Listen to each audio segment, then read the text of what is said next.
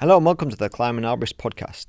So I'm going to start doing something a little different on some of the podcasts we do, and hopefully they're going to come out a little bit more regularly. So what I'm going to do is do a podcast with Conor and Tom, the guys that work with me, and we're going to try and do it fairly regularly, maybe once every couple of weeks. And we're just going to, give a summary of the jobs we've been doing, talk about the more notable jobs, talk about things that went wrong, things that went well, our experiences. We're all of a different experience level, so there'll be some great questions being asked, especially by Tom, who's really new into the tree service industry. He's been in arboriculture and around arboriculture for a while, but actually the tree work side of things is very new to him. So there's going to be some great evolution of Tom and the questions that he asks on each podcast as he kind of gains more experience and becomes more familiar with different things. This podcast has been sponsored by ChipDrop. ChipDrop is a fantastic website for you, the tree service company. It finds people like you and I who have wood chip, who create wood chip, and it finds people like Mrs. Smith who want the wood chip, and she'll input her address, click that she wants some wood chip, give a little description of where you can drop the chip.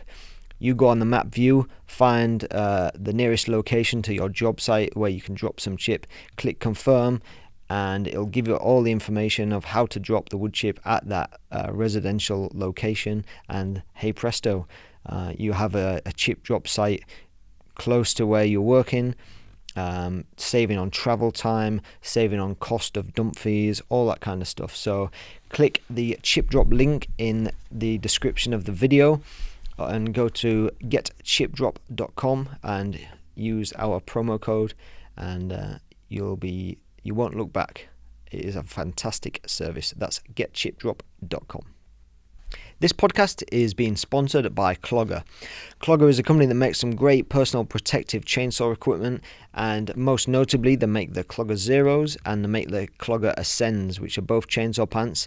I own both pairs of these and they're absolutely fantastic. I've owned the Clogger Zeros for a good couple of years now. They're super lightweight. I don't know if there's any pair of chainsaw pants that's as light as the Clogger Zeros. Good amount of stretch for those acrobatic moves while you're in the canopy. Clogger Ascends, fantastic build quality and materials. I actually think I prefer the Ascends. When it gets to a certain temperature, I'll go for the Ascends each time because the feel and the build quality of the Ascends is fantastic. They've even got a nice rear pocket on them, which is a great little feature that the Clogger Zeros don't have. So if you're looking for your next pair of chainsaw pants, then go and find your local ARB supplier and try some on at least, and wander around in them, do some lunges, whatever you got to do. The Clogger pants are absolutely fantastic. So check the link in the description below, click that, and that'll take you to the Clogger website and you can browse to your heart's content. Alright, welcome to another episode of the Climb and Arborist podcast. Today is September the 24th, 2020. I'm not going to talk about we're in the midst of all this shit that we're in, so we'll just carry on. We got a bit of a different setup this time around, and hopefully this is going to carry on, become a more common thing. What we're going to do is we're going to do like a weekly summary rundown of jobs we've been doing as a tree crew. So I'm joined by Conor and Tom. Both work for me for my company Grizzly Tree Experts, and what we're going to do is just kind of just have a bit of a debrief of the last few weeks and talk about maybe like a notable job, situations that have arisen, if things went wrong, what could have gone better, if experiences that we had, if things went well. And we're all coming from like different levels of our career, so it's going to be a nice kind of vibe, because Tom's like kind of starting out his career in like the tree care industry. Conor's been a few years in, and myself, I've got like a few more years experience, basically going grey and that kind of stuff. So first going to introduce Tom Okay. Wilson. Is only been working with me for a few weeks now. Yeah. Mid-August, wasn't it? Yeah, mid-August, and a fellow Brit, Yeah. which is kind of weird because living in Canada, I don't know what it is, but most of my friends are from the UK or Ireland, and I don't know if we just seem to like magnetize to each other. Gravitate, yeah. That kind of stuff. Does But seem like that. so give us a bit of a background on yourself, Tom, and how long you've been here, and what's your experience in the tree world? So I've been in Vancouver for just over a year now.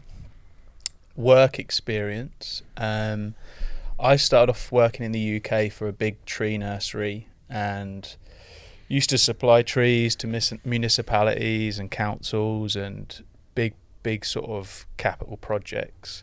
So although I was from a nursery background, my old boss, he put me through an ARB degree because I was dealing with tree officers and that sort of thing. So he wanted me to have a better understanding. And then I sort of found that I had a passion, I suppose, for trees and wanted to learn a bit more. Wasn't really feeling the nursery environment, wanted to like more hands-on. So I started working for a wildlife trust back home, doing a bit of hands-on like conservation work like coppicing in a really, really old wood in Suffolk. And then wife wanted to come to Canada randomly. She's like, "Oh, I've done a visa application today." I was like, "Okay." She's like, "I think you should do one." Okay. And I couldn't say I'm going on with or without you. No, it wasn't quite like that, but I was like, I haven't really got any good reasons not to. So we came out here, and then I came out with the intention, because it was a working visa, going to be a quite short period.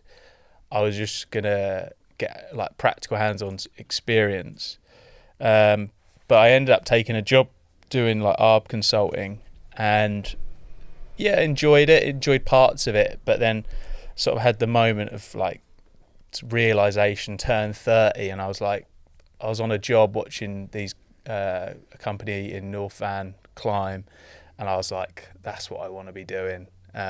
So within a matter of like a few weeks, I'd stopped doing the consultancy work, saw this sort of guy with a strange Yorkshire accent on YouTube, and I was like, I recognise that looks like Vancouver. Did a bit of digging, realised it was you, and I was like, I'm just going to send him an email. Didn't hear anything for a couple of weeks, and then you said you were busy, and so I've started sort of it's not the bottom's not the right word, but starting out anew. So I have a lot of theoretical knowledge and stuff like that, but no real practical experience. So that's where I am, working for Dan.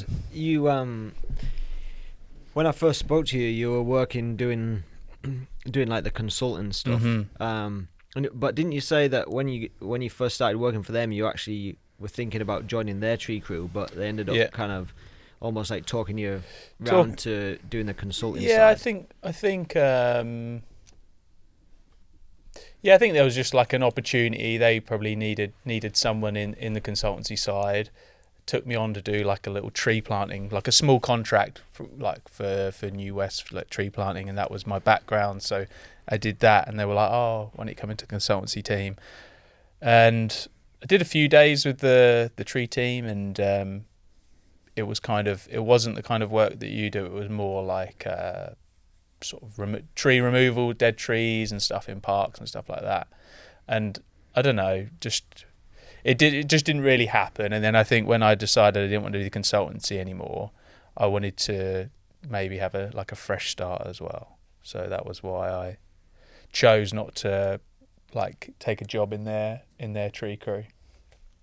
So you kind of come in with a fair bit of of knowledge about trees, like tree biology, just like tree identification. You got a lot of that theoretical knowledge. It's just now, but no experience working actually on a crew. Yeah, and 100%.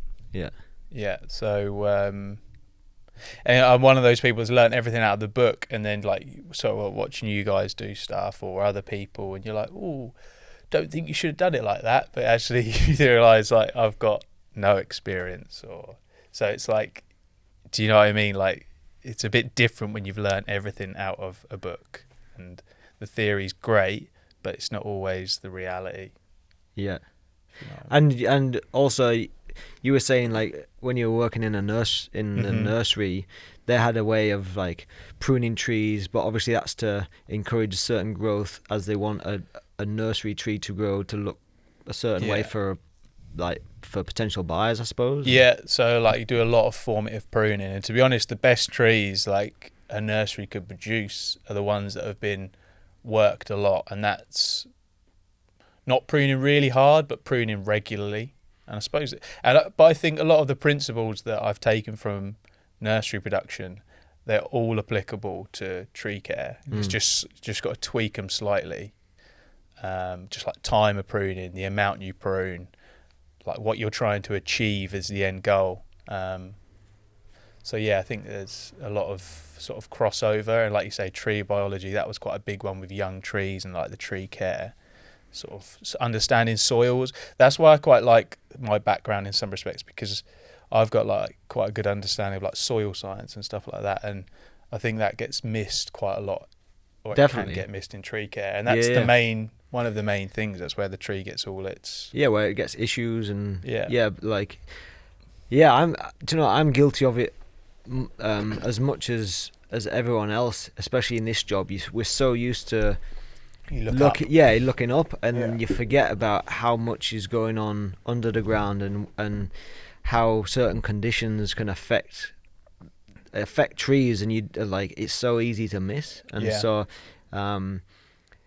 just just talking to you over the few weeks that you've worked here, it's like a lot of time I can be I've just like tunnel vision in doing like things that a certain way that I've done over and over again, and because I've done the things like so many times, sometimes I forget to kind of just take a second and look around and look out, outside of the usual. And so when you get somebody coming in with like fresh ideas, even though you're not bringing in like a huge amount of experience as far as like the tree work side of things, you're bringing in like ideas and coming from like the knowledge of how trees grow, and like you're saying, soil science, and you like, I'm sure there's going to be plenty of times where you might be like, oh, have you considered this could be an issue, or that could be an issue. So it's good because it'll keep me on my toes, keep Conor on his toes. And I actually quite like it. I think because me and Conor are quite different, like our backgrounds. You've got like all the practical experience. I've got like more like sciencey based. Yeah. We're looking at doing a job, and I'm sort of, I don't know, it's quite interesting here in our discussion, isn't it? Yeah, for sure. We normally get to the same end, but yeah, we start off different. Because as well, it's kind of strange working with you in terms of, because you think you don't have that much experience, but then when you ask a question, or I ask you a question about a tree, you seem to like know almost everything that I might not, just because have done all like the physical either work, that but or not bullshit, really I don't know. Well, potentially. I just haven't done any of the sciencey stuff. Yeah, perfect combination, really. Yeah, so exactly. We always get the end product right. That's for sure. Yeah, and you when we first spoke, like, even before you started working with me, you were definitely showing like a lot of eagerness to learn how to climb and that kind of thing. So which I'm maybe a little bit, I don't know, I'm like realistic about it. I didn't start climbing when I was young, so I know I'm never going to be fantastic, but what I wanted to do is just to get up there, get an appreciation, I'd like to get like a decent level, but that's like my main motivation, really. And like, I just think it looks so much fun as well, like doing a job that you enjoy. And I love the physical aspect of it, like the challenge of like a hard day. So it's like a combination of those things is why I'm sort of quite interested in doing it as a career. That's weird saying that, but yeah. That's what it is. Yeah, man. Well, there's going to be, hopefully there's going to be plenty of opportunities. Yeah. We're actually just going to kit you out with some climbing gear, and hopefully now you've been here a few weeks and you've settled in and you've seen how we run, like, you know, the real basics, like where everything lives on a truck, how we set up the job sites, all that real basic stuff. I think now that that's sunk in and you've got over the new job kind of awkwardness of starting wondering what you're supposed to do and other people are doing other things. Conor referred to me the other day as a deer because I was looking around. I'm trying to be efficient, working out what's the next order. Yeah. So over to you, Conor. Well, so Conor Quaile, you're Irish. Yes. I don't know why I paused. Clearly. You're definitely Irish. And let us know a little bit about yourself. Yeah, so I started tree work maybe about 4 years ago, and I started working on like the hydro lines, the power lines back home in Ireland, which it's a good way to learn how to graft, but it's not a great way to learn like anything like pruning or anything like that, like what you're supposed to do to trees to make them grow better, because it's more of just like a hack job, because you're literally just clearing wires. It doesn't matter what the tree looks like, it's clearance, not appearance. And the reason I got into that was because I was a personal trainer for a while, and although it was like good exercise, I just being inside the whole time, I didn't enjoy it at all. And my cousin was doing tree work, and we were chatting, and he said that his boss had like an opportunity for someone to come on, and I just said, I'm your man, like I'll definitely do it for sure. And I just done like a chainsaw course, and then I done my climbing course, because obviously back home you have to have like tickets and stuff, so got on with tickets. Then I started in the crew, and at the start you're just dragging brush and you're down in ditches and working with pole saws, and there wasn't really much chance for climbing at the start, because you're the new guy, just keep dragging and keep cutting with the pole saw, and like no real good climbing experience. And then as I got more into it, like I got a harness after maybe 3 or 4 months, and got shown like a couple of little bits here and there, and did a bit more climbing, which was good. But there's no real good climbing in Ireland. Not that there's no real good climbing in Ireland, but like when you're kind of new, like all the big trees you're never going to do, because whoever's the better climber is going to do it. So the opportunity was never really there. And then so I did tree work for maybe about 1.5 years in Ireland. Got to like an okay level. Like I was never really any good or anything like that. And then me and my girlfriend decided to move to Canada just for maybe like a better opportunity. And I got a job with a big company in Vancouver, which was pretty good, I suppose, in terms of like I got to learn quite a lot, but I was like one of the most experienced there, which is never good for someone who's not in tree work that long. Like it was just kind of trying to figure it out by yourself sort of thing, which can be good to like improve quite quickly, but you can only get so far if you have no mentor or someone to like teach, I suppose. So I wanted to get out of working for the big company and maybe work for someone smaller who like understood quite a lot more and was more passionate and like wanted to teach. So then I started working with obviously Dan, and I work with another lad in the North Shore as well, which has been excellent. I've learned like quite a lot, really good. But I suppose that's a quick backstory. Quick rundown. Yeah. Yeah. It's funny. So I suppose this will sound like me blowing smoke up your ass for, if that's he right. hates this, by the way. I'm really not good at this. But yeah, it's funny because when I first met you, you're like the most kind of humble person, and I think you definitely want to work among other people that are way more experienced and have more knowledge, because you just want to learn like as much as possible.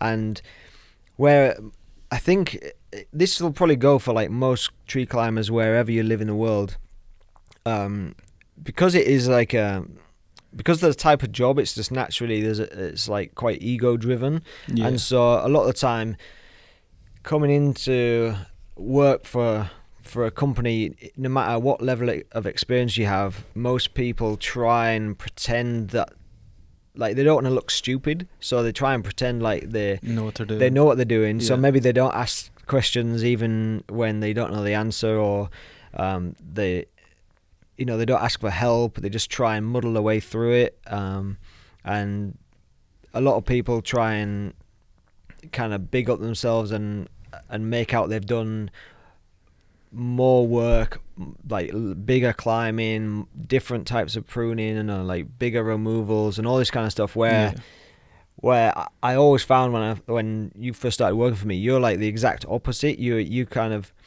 I don't know if I would say you downplay what you've done, but you definitely, like, straight down the line, you say, look, that this tree is maybe quite complicated from what I've done in the past, and what's the best way to go about it. You're always willing to give it a go, but you'll ask the questions, and you'll ask the right questions, and you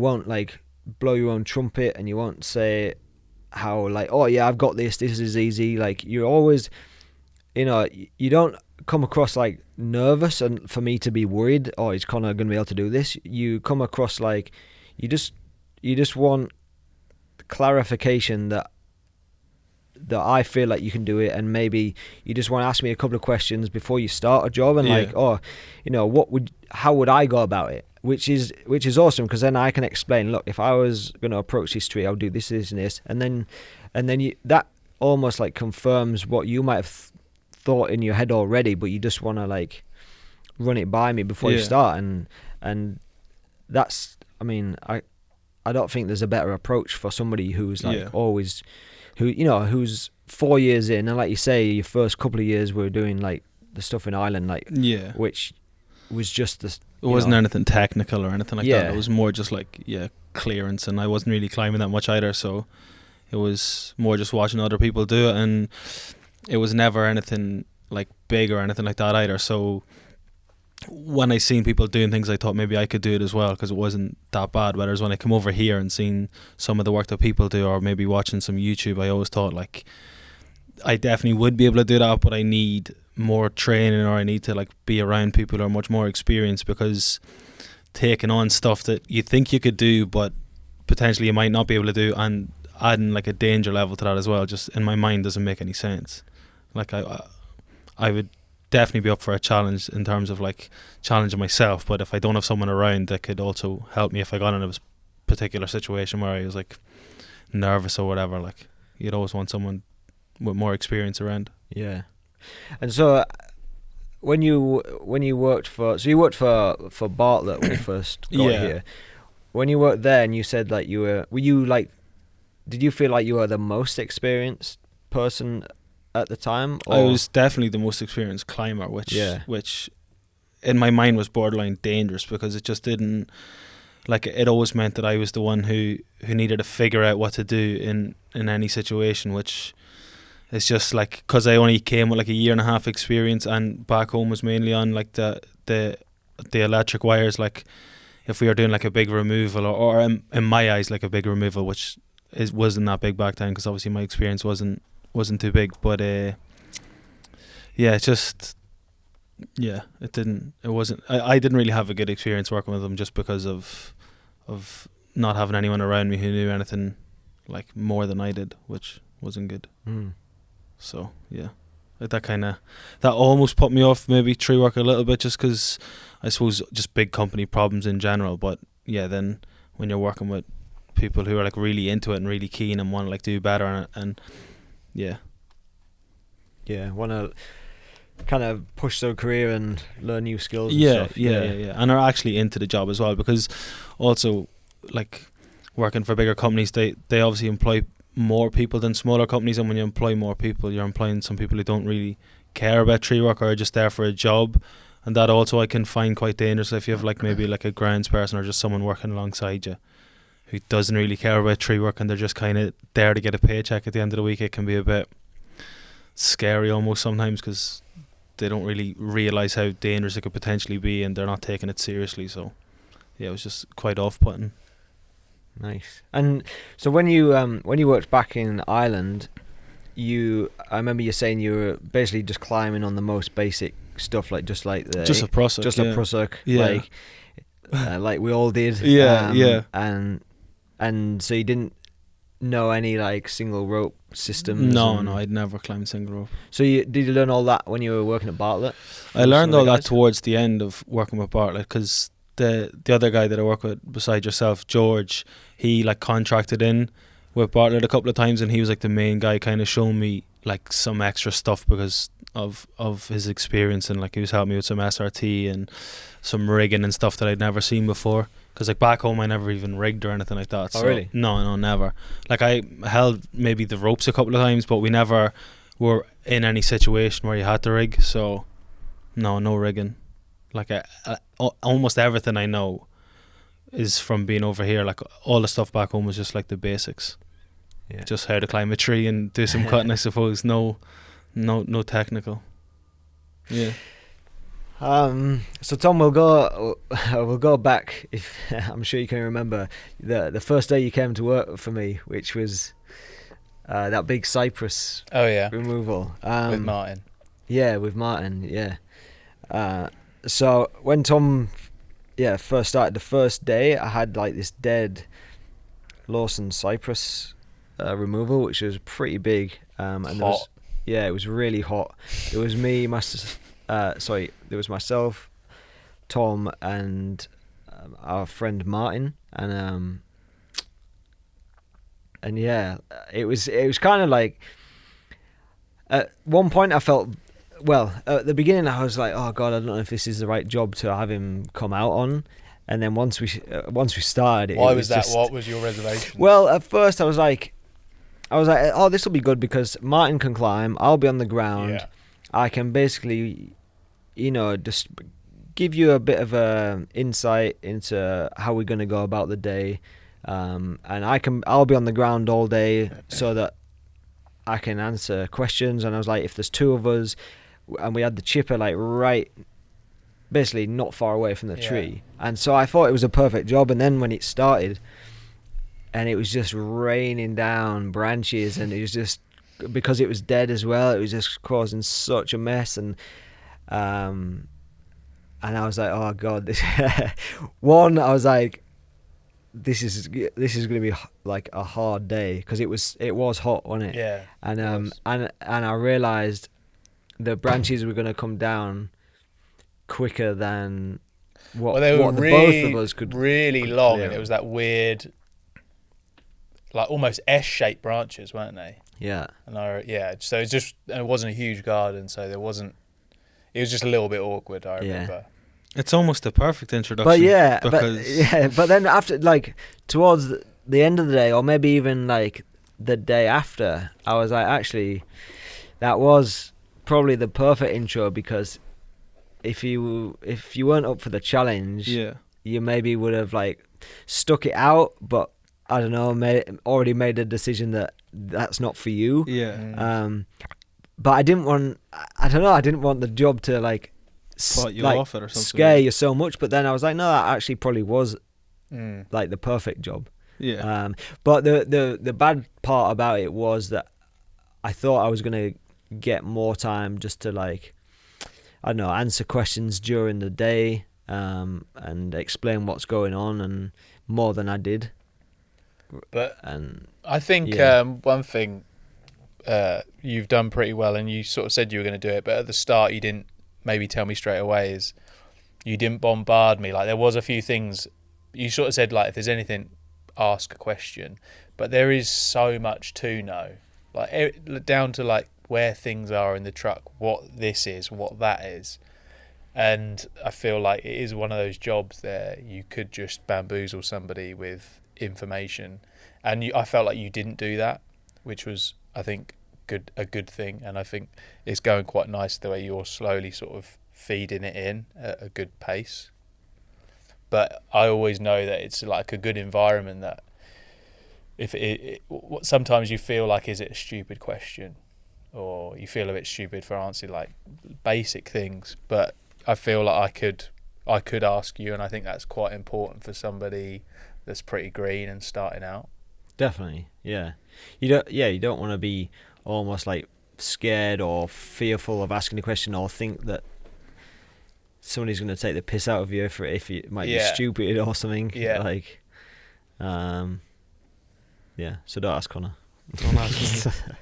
But the good thing as well about that job being so hard as well is because, like, as everybody knows, tree work can be horrendous some days, with just how hard you have to work in order to try to get the job done on time and stuff like that. So as an introduction, like, out of all the jobs we've done, actually, that was probably up there. That was pretty tough. That was probably the most intense. Yeah, it was weird because that after we did that, I was like, man, like, I haven't had a removal that was that like go all day. I was like, I haven't had that for maybe like 6 months or something, and it just had so happened that I'd lined you up to come in that day, because I knew that I'd be on the ground and Martin could be climbing and stuff. But I think it was just so dense, wasn't it? There was just so many branches, so much material off of it, and a lot of the foliage was still on there but dead, so it was just, like you say, it was just raining down. Yeah, I almost think though that's what tree companies should do, is like get a hard job, and if you've got someone new starting, make sure they're on that job, and then you can see that's if they the actually... old school mentality, macho that needs to go. No, I'm not sure. I think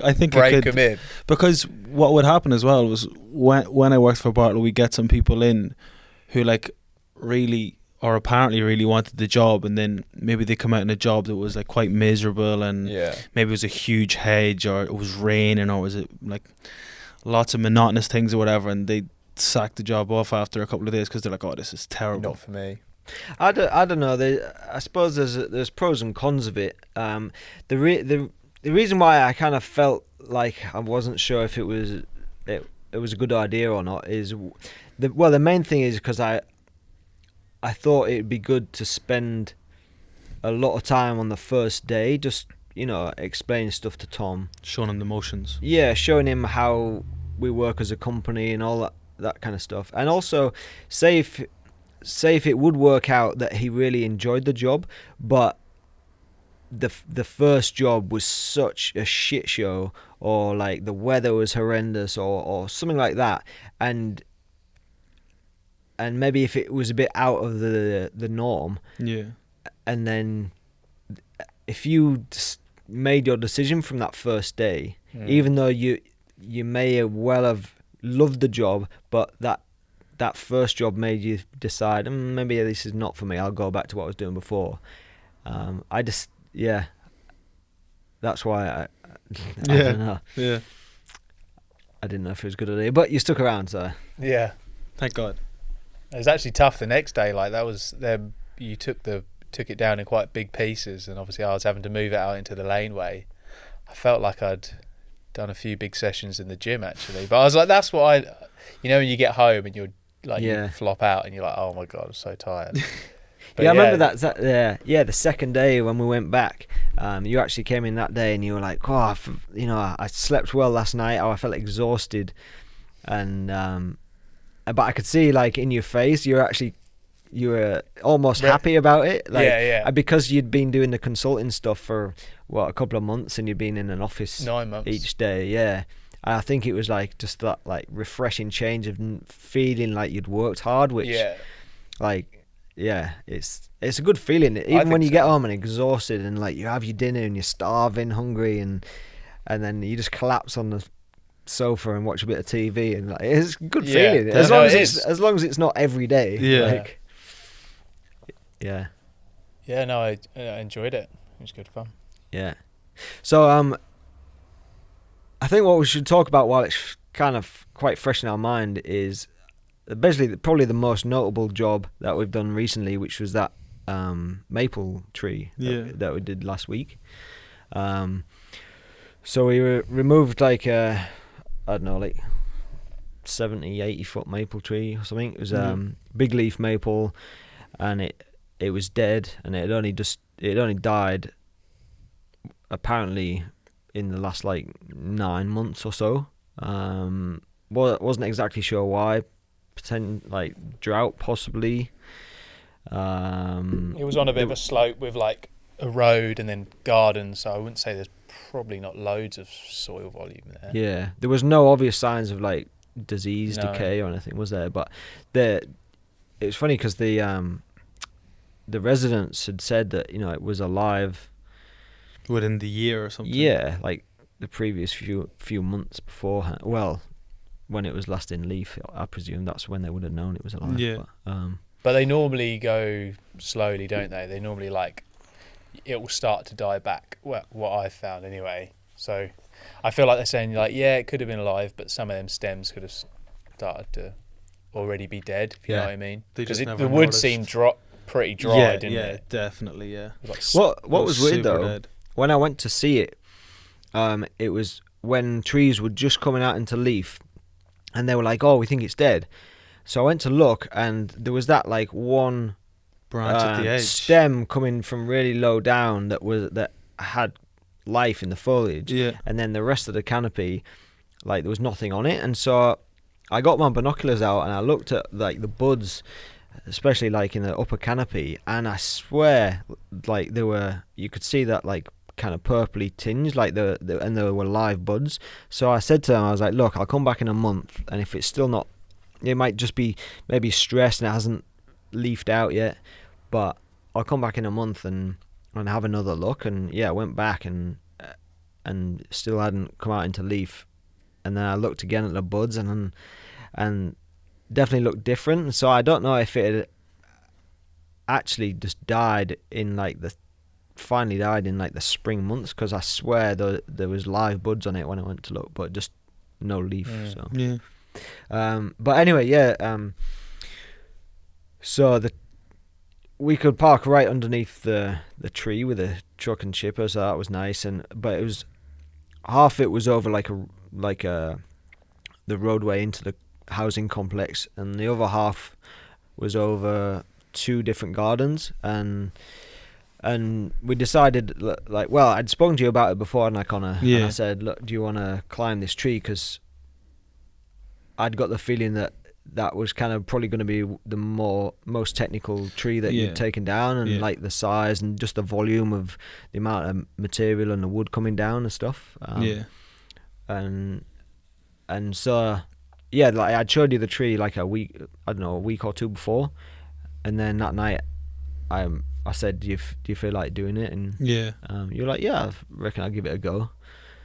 How did you, talk us through like how you thought before you even started the job, and like what was going through your head, like if you had like a plan of how you'd do it, and any like reservations you had and that kind of stuff.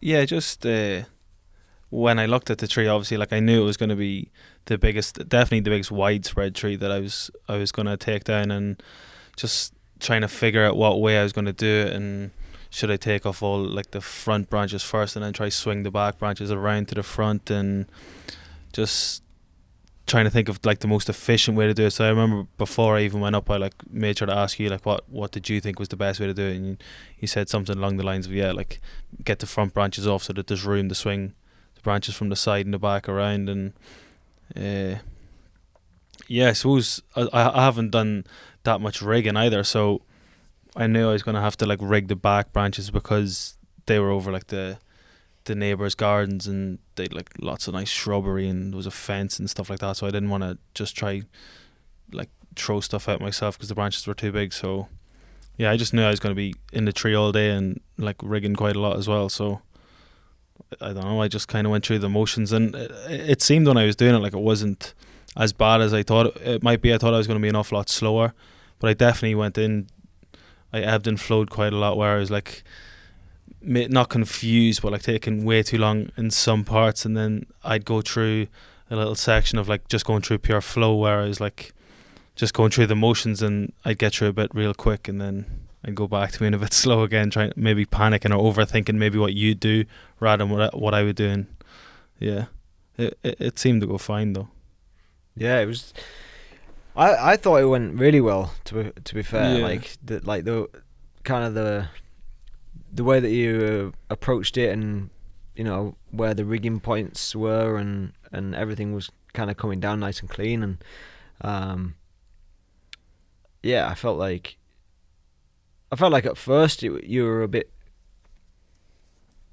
maybe just a little unsure, or you were maybe overthinking it a little bit. But after a while, like, I felt like you realised the best way to do things, and you got in a flow, like you said. And I remember, like, before we stopped for lunch, about an hour before, it just seemed to, like, just speed up. You just, like, you knew what you had to do, and we'd already been working for a couple of hours before that, and you'd figured out where everything was rigging down, the size of the branches you could take, the distance between, like, the fence below and what was going to clear it, and the length of the branch you could take and stuff. So do you find, Conor, when you've always got Dan there, that you kind of always wait for, not confirmation, but like you always sort of don't ask, like you always wait to be told? Rather than trust myself, I suppose, because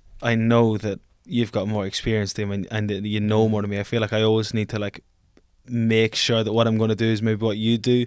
And then almost during that job as well, I was like, if I just keep doing what I know I'm doing and it's going well, then I don't have to keep making sure and because we're obviously on the headsets to each other, I don't have to keep asking you or looking for confirmation. I can just get on with what I know I need to do to get the job done maybe a bit quicker. So I definitely do. But maybe as I'm getting a little bit better or getting a bit more confident, I'm kind of looking at you less to make sure that what I'm doing is right.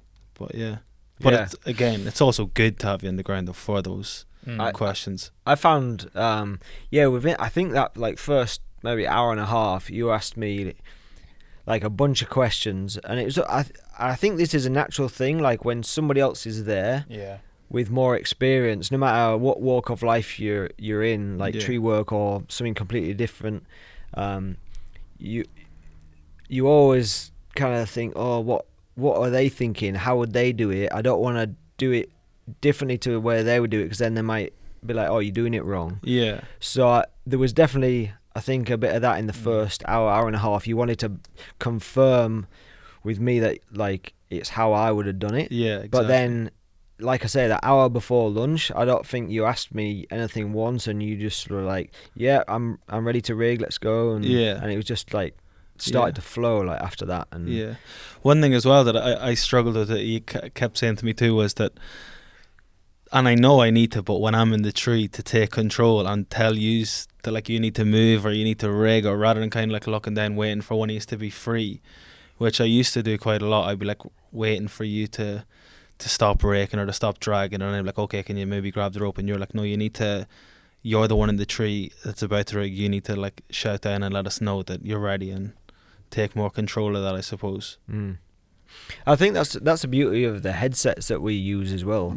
Because we can be chipping, we can be cutting up some branches on the floor, we can be doing anything, and you can just say in our ear, like, look, I'm ready, can you come over and I'm ready to rig again or something. Because like I said to you on that job, look, the chipper is right there, and so we don't have to drag the branches anywhere. So the most efficient way for this job to be done is for you to be going as much as, like, the whole time you're in the tree, you to be, like, moving, rigging, cutting, and, like, not waiting for us. Because if you're waiting for us, then the efficiency of the job is going to really slow down. Whereas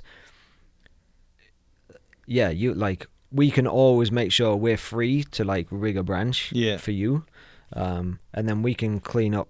Like, there's two of us on the ground, we can, even though there's branches getting stacked at the bottom, like, it's more important than we help you, rig the stuff down. Yeah, definitely.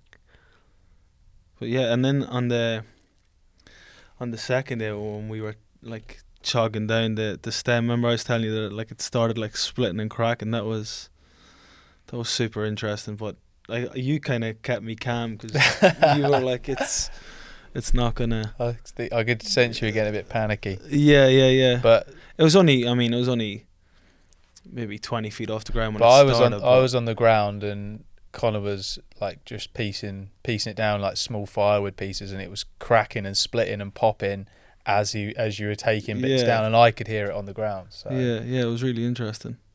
But with my vast experience, I say it's fine. Just keep going. I was relying on you, and I was like, oh my god, he's never been in a tree, and he's telling me it's going to be okay. But it was fine. It was just, I suppose maybe it was just tension being released from all the pressure that would have been on the stems or whatever. Yeah, but it wasn't even where two stems were like kind of twisting around or pushing against each other. It was stems. just the stem on its own in like. Because there was like 3 stems, but each stem was like on its own. It wasn't touching another stem, and it, as you were cutting through it, it was like popping and cracking and stuff. Yeah.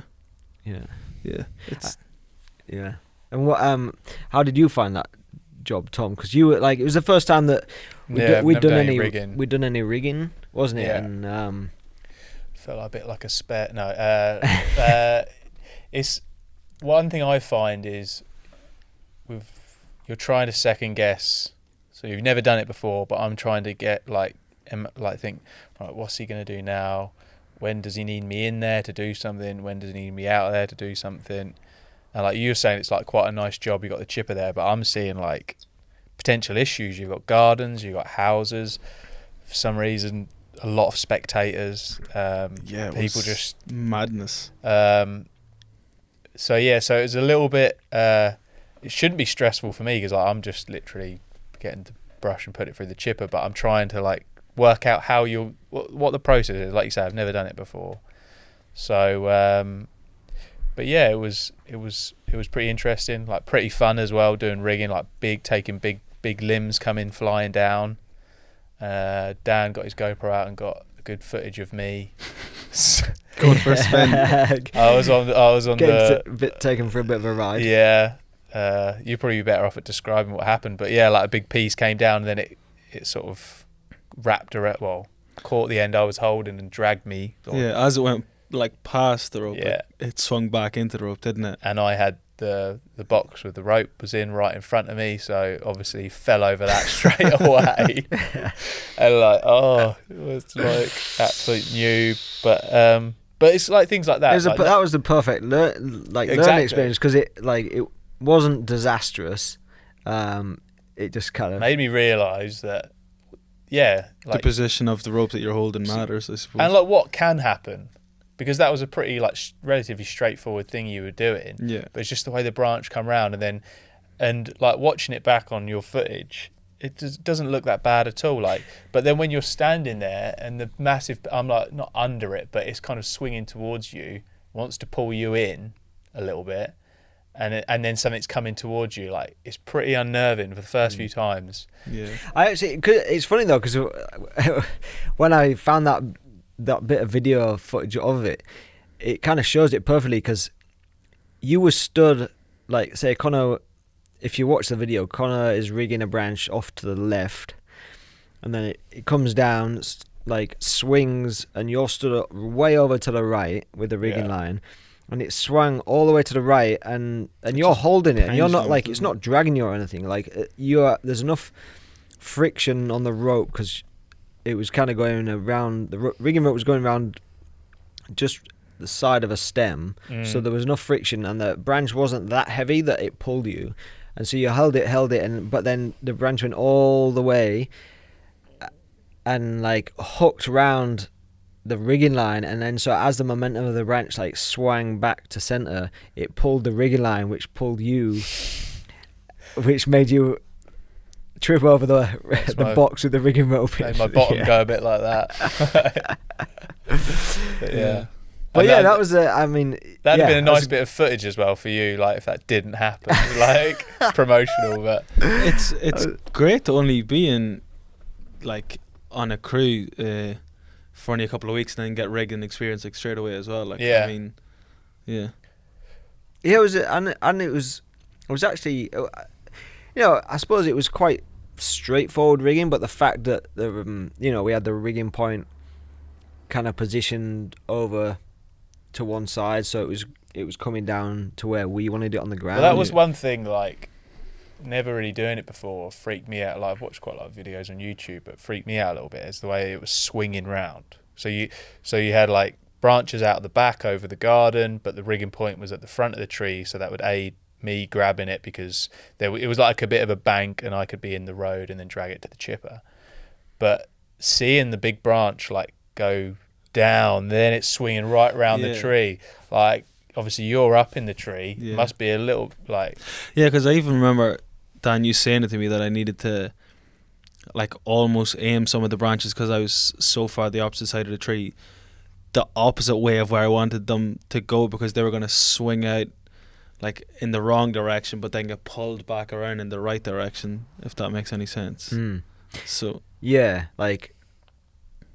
was saying to you, almost like rig them in the opposite direction to where they're going to swing, so that like it's a gentle swing the whole time. There's always like tension on the line, whereas if you were to rig the piece and face it back towards the rigging block, there's going to be a point where the rigging line would go slack, and then it would drop back into the rigging line and have more force. Shock load potentially, or it makes sense. But yeah, it was. I think it was good. It was good all round. Like, it's definitely a good learning experience for you, wasn't it, Conor? Sure. And definitely. And then Tom, you getting to do the first little bit of rigging. Like it wasn't a huge amount of rigging, so it wasn't. So it was like just a good little introduction, really, wasn't it? And then it's probably a good thing actually. Like, so the second day when you were piecing down the stem, I wasn't there because I had to go and do my track recertification. So I said to you, it all wanted to go into like firewood size pieces anyway. So I said just piece it down in like, I don't know, 15-inch rounds. So then Tom doesn't have to do any rigging because obviously he's not familiar. And we've actually, a lot of what we've done together is you've really kind of honed in like the skill of, you know, piecing down, doing the step cuts and that. So I was like super confident that you'd be 100% fine with that kind of work, because we've done it plenty of times on job sites now, and you've almost like, now it's weird, it surprises me now when you can't snap off the piece on the first go, like because we've kind of gone over it and over it. I'm almost starting to pride myself on it, just never not getting it to snap. Never having to pick up the saw the second time to make. That's and that all stems from as well that time we did the side by side, and we were both chogging down a stem together, and you really showed me like it's a simple thing to do obviously, but like having someone beside you, like almost really walking you through it, and you're like currently cutting a snap cut as well, having them beside you it made it so much more, I don't know, actually seeing you doing it then I was doing it, then you do it then I was doing it, it just made me a lot better at it, I suppose. Shame we can't have those jobs like every day, because that'd be a perfect training. It was school. It was very good, and with Bob making coffee, perfect. Oh yeah. Oh, you mean working together? Sorry. Yeah. But Bob making coffee in the maple job was good. Yeah. Oh, making his rocket fuel. Yeah. So what do you feel about learning to climb then, Tom? Like, do you have, even seeing us climb over these last like 3 or 4 weeks, do you feel like you have more of an understanding about what we do now, like about how we go about the climbing aspect, or do you still feel like it's just completely alien to you? No, I would say like in my head it kind of makes sense. Like, had to do quite a bit of, well, not quite a bit, but a bit of studying for like ISA certification. Obviously there's a bit of unit in there for climbing, obviously watching you guys, so like when you're on the ground you're like, yeah, that makes sense, yeah, that's how he's going to do it.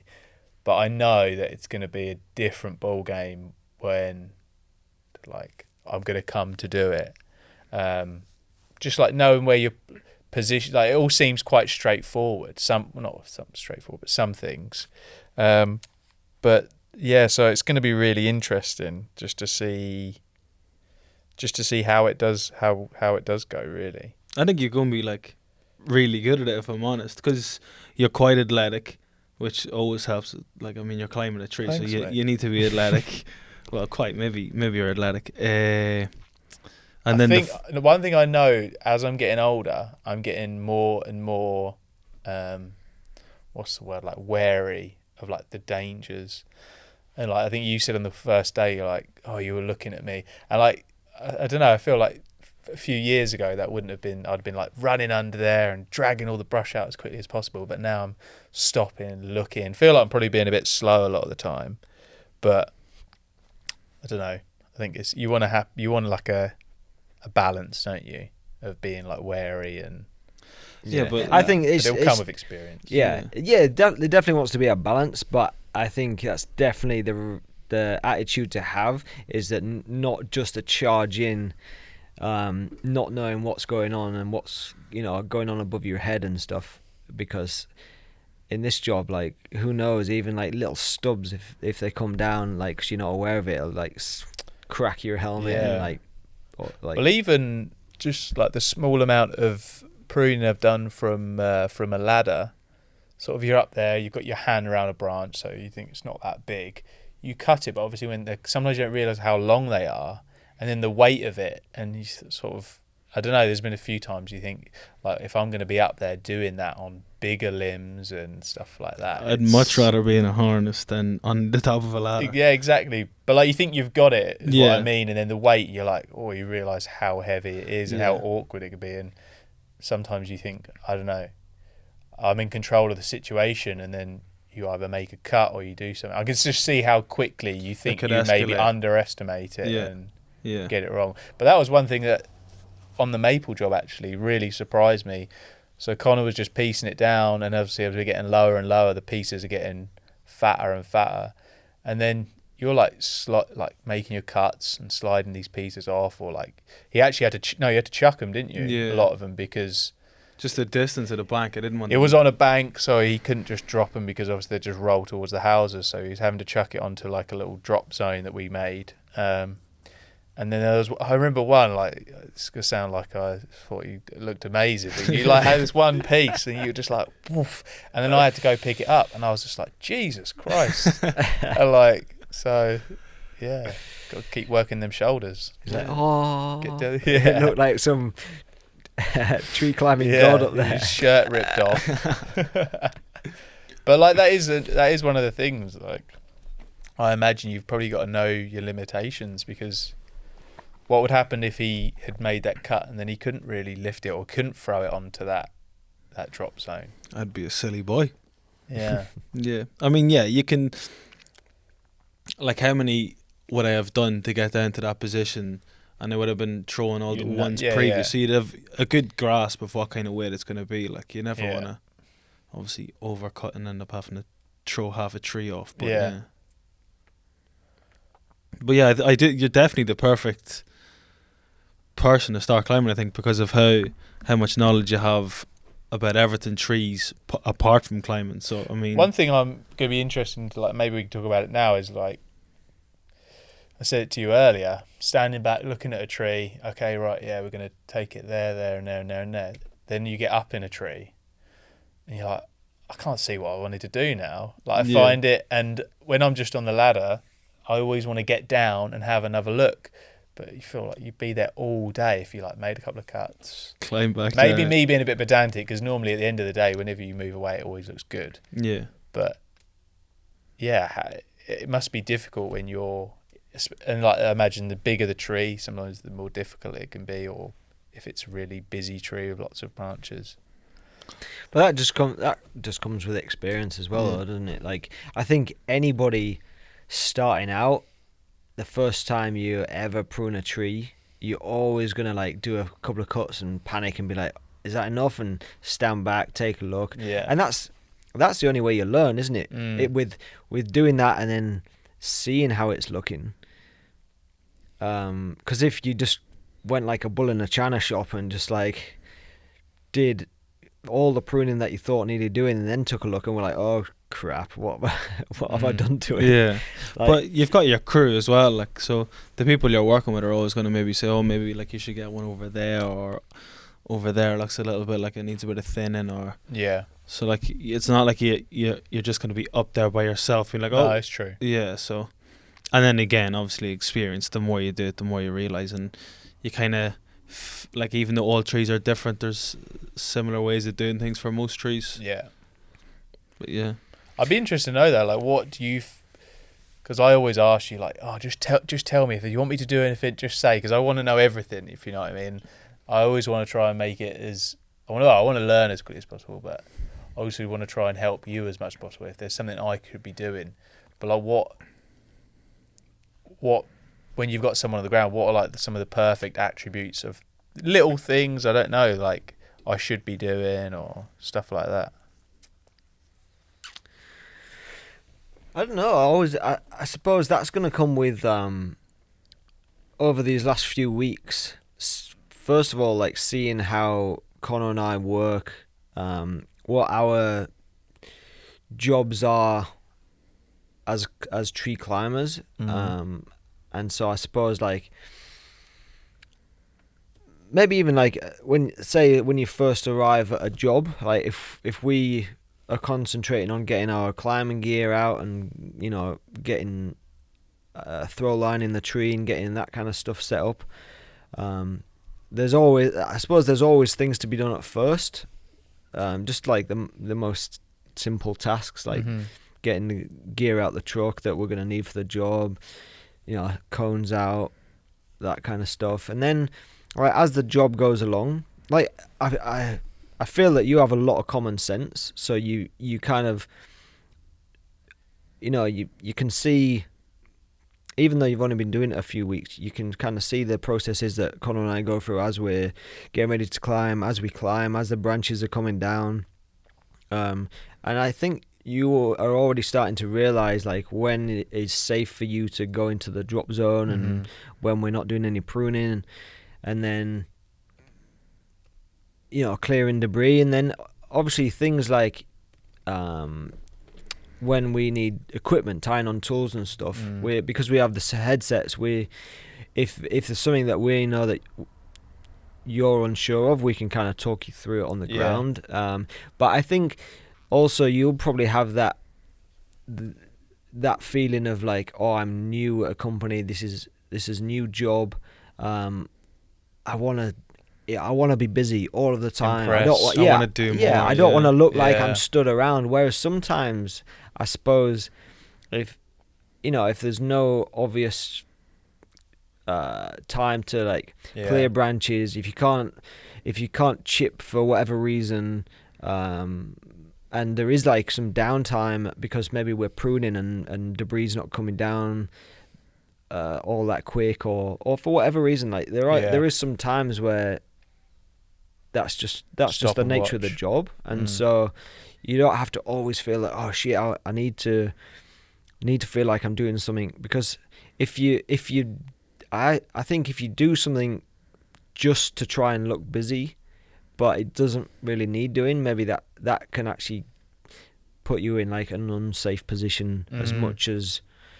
I think I come at it from a point of view, because I feel like that I definitely do that, but it's just like, how can we make this job as quick and efficient as possible? So it's like, if there's a spare few minutes and I can do X, then I should be doing it. But yeah, there's been a few times, like, because it's a lot to take in, because it's a new job, but I've sent like saws up, not started them up, and then I was like to Conor, obviously he's too nice to actually say. But then you'd be like, yeah, you should. He was like, yeah, it's normally handy if you start it. Like, I know I'd done it though. But like we've stated, like you're not in the job that long either, and like beating yourself up over stuff like that isn't really worth doing, because like soon as you get told once, you're like, right, okay, I'll never do that again, or like you figure stuff out really quickly, and you're always switched on. And it'd be different if you were like someone who wasn't that keen and wasn't that interested and was like, oh, I'm just going to stand around and do nothing. But you are very keen, and you're always wanting to learn. So like if I looked at just standing around doing nothing, I wouldn't be like, oh, he's just lazy and he doesn't care. I'd be like, oh, maybe there's not real much to do, and it's me that's taking my time or whatever. I mean, it'll be different in like 8 months' time, and like you're standing around like when you should know better. But like, I think Conor and I both realise that you're brand new to this role, and so we realise that you can't know everything and what needs doing. You can't be off sharpening saws on your downtime and all that. Like, there's so much that we realise you're unable to do, or we can't expect you to do, because it's like, I don't know, you're brand new. Yeah. Whereas like a year down the road, it's going to be a completely different story, because you'll know what you can and can't do, and when you've got like half an hour where you're not needed to, I don't know. But to do a certain an task. example today of maybe one thing we could have like maybe done is Conor wanted a friction saver sending up. So I haven't really been through all your box, your gear, like what is that, and in my mind I knew what a friction saver was like, so what I was looking for, and I couldn't see one, but obviously there was one in there, but obviously it was just a carabiner on the end and with a prusik on as well, and I was like, just that threw me a little bit. And and like that pissed, like annoyed at myself, because like I spent ages, then you end up just doing it without. But like in terms of like learning, again, like I know you don't want to bombard me, but maybe that would have been useful, like just going through like the basic stuff, like the stuff you use most regularly and stuff like that. Just opening up the climbing box and maybe asking and showing where things are as well. Like, I feel like we haven't done that too much. Not with your climbing gear, because like you say, I haven't really had to send anything up to you, or you haven't asked me. So but learning everything, all the tools and all the equipment and where it's stored, like what it does and stuff like that. But but that's what we'll do. Well, because I'm gonna get you kind of kitted out with the basic kind of climbing gear now. You'll have a better understanding of what the basic components of the climbing system are, and so even doing that, and when we start going through some basic climbing techniques, you'll have that understanding. So when we ask for stuff, it'll just be second like, nature. prusik, or because it is a little bit intimidating when I see you guys going through your climbing bags and stuff like that. It's like I can recognise a lot of things, and obviously you're like, the way I've sort of learned to climb out of a book, or the way I've looked at it, is sort of, it's always very basic, but obviously you're using a lot of new equipment, which just makes the job easier, and I've never seen anything that like was that. The same when I came from Ireland, and when I was with Bartland, they're like, oh, you're not allowed to climb on just a prusik, and I was like, well, what do you climb on? Because I had never really looked into climbing too much, and they're like, oh, like you have to have like a hitch climber, or maybe like a zigzag or something along those lines. And like then when I started realising how much gear people had that I'd never seen before, I used to like almost panic every day, being like, if someone asks for this or that, I'm probably not going to know what it is, because I've never used it before. So I had the exact same experience coming from back home, because we just used all the standard basic stuff, I suppose. The worst thing about that is, like, because Conor and I have quite a lot of climbing gear now, when you're exposed to like my gearbox, like with all my stuff in, it's like, Jesus Christ, like there's so many different types of little pieces of rope and hitch cord and carabiners and rings and all this kind of stuff. Like, whereas we know what application each thing's used for, because we've kind of gone through that learning progression of climbing from like the most basic setup. Like, we both started climbing with basic harness, prusik loop, and a rope and a friction saver, and then, you know, slowly as you start to get into like the more advanced techniques, you start accumulating gear. Whereas I can only imagine what it must be like frightening to look at my gearbox from somebody who has no idea about any of that climbing gear, and just be like, what the hell is all this shit? Because I used to forget what a lanyard was called.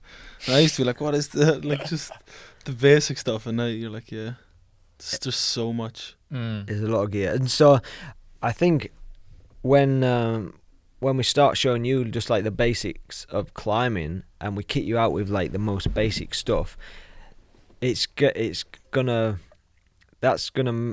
I don't know, give you an idea of like what the minimum amount of gear is required to climb a tree, and then you'll start understanding all these extra little kind of shiny toys that we use. It's all additional for making maybe making it less hard on the body, making it less friction, so it's all smoother and it works well, and so it's not pulling on your shoulders. And then there's all the different like ascenders and different devices to climb on, but they're all a version of the most basic stuff, and it's how it's basically things to make it easier. So even though it looks complicated, bit daunting. Yeah, it's all versions of the basic gear, really. Yeah, it's just goes from basic to being like mechanical, I suppose. How do you like? Do new systems come out? I imagine like a company makes a system. How do you decide? Oh yeah, I'm going to try that. That looks good. Do you get referrals? What's that like decision process? Yeah, like I suppose when a new bit of equipment comes out, you might know there's been like a lot of testing done with people within the industry before it goes on sale, so at least you can see it being used and maybe hear what some people have to say about a piece of equipment.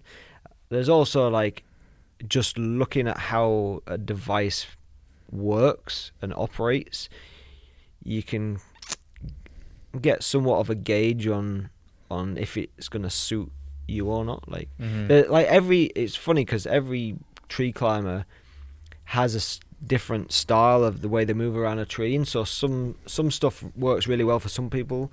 Some stuff, what works, say something that works for Conor really well and he really enjoys, I might absolutely hate. Because how can you have different styles? Like when you say that, like in terms of you, like your time points or how you actually move around the tree.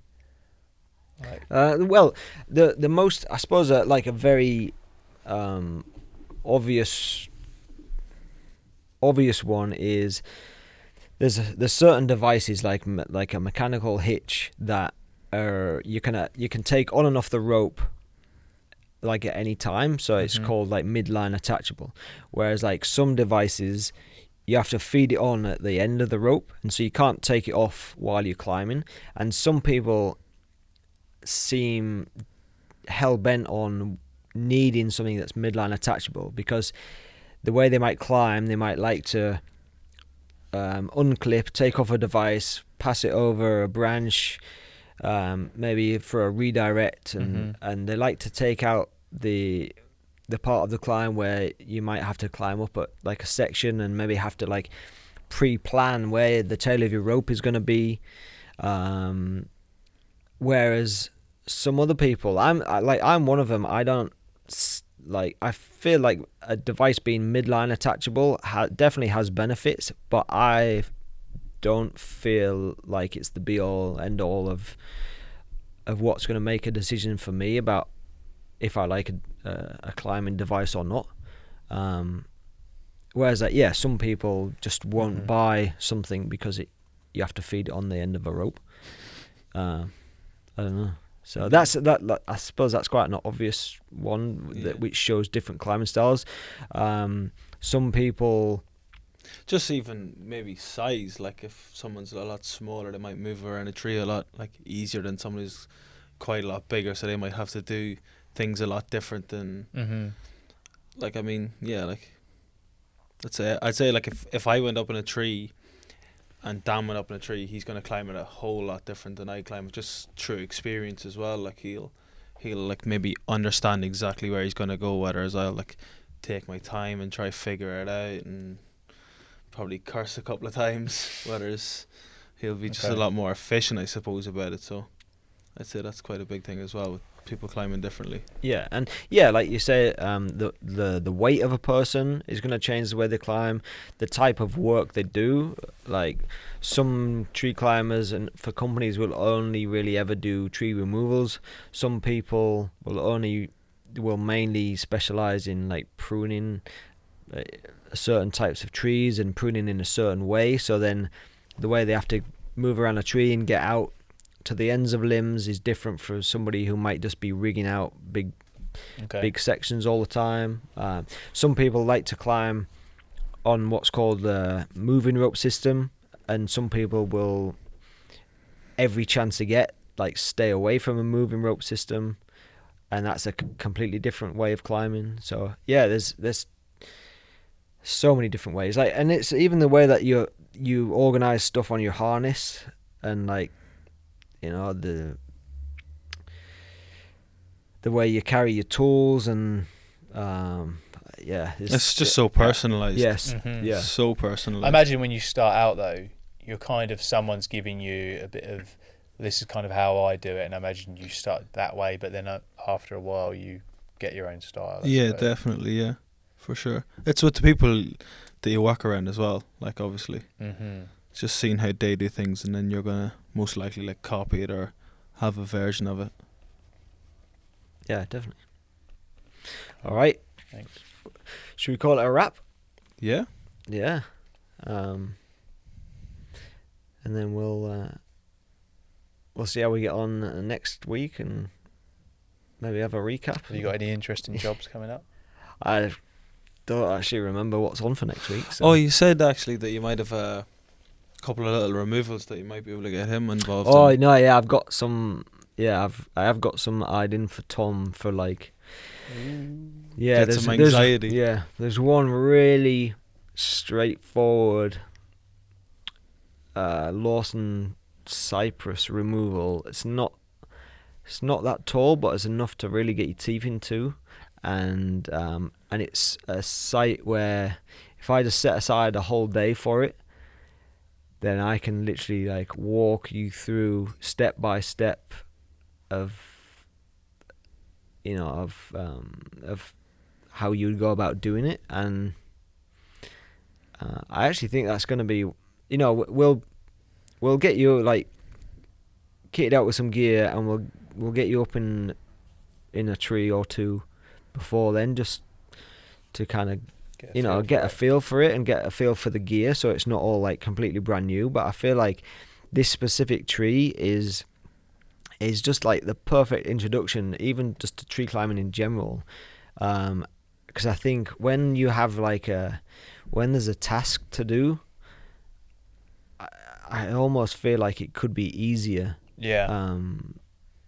Because it's it's a very simple removal. There's nothing to damage.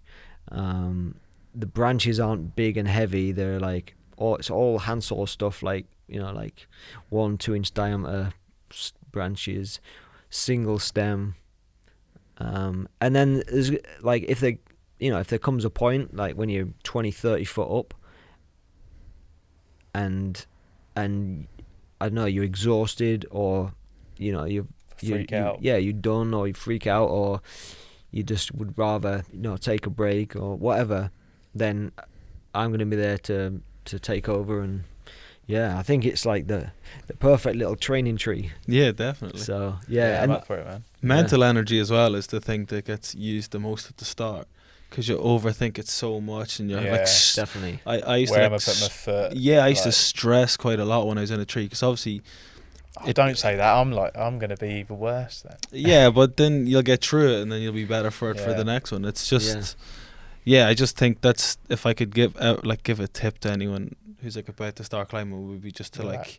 like embrace what you're being told and relax, and to trust your gear, because like I used to find quite a lot that I not that I didn't trust it, but I'd be a little bit sketched out almost. But like. The only thing is though, you can't tell somebody to trust their gear. Yeah. That's just gonna come from time. I mean, you can definitely tell them. Like, Tom knows that I hope he knows that the equipment that I'm gonna provide him is gonna be safe for him. It's but there's only so much you can like try and drum that into somebody. Like they have to get off the ground, you know, get a feel for being, you know, 5 feet off the ground, 10 feet off the ground, feel comfortable, and then you just slowly start trusting your equipment over time. But yeah, it's going to be interesting.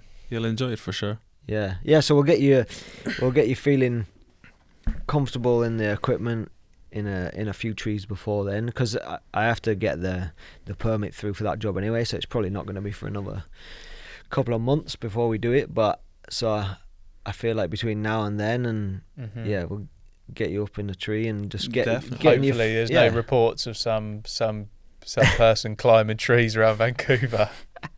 No permission. We should go for a rack climb before. I won't wear my Grizzly t-shirt. No branded t-shirts. Yeah. Nice one, fellas. Yeah, all right. Excellent. Thanks. Good stuff. Yeah. Thanks a lot for doing this. No problem at all. That's all right. All right. I'll call it a day. Thank you. Adios, amigos. Thank you to the sponsors of this episode of the podcast, getchipdrop.com. So click the link in the description below. Go and find yourself a nice, easy, convenient chip drop site and save yourself some time and save yourself some money. Thank you, Chip Drop.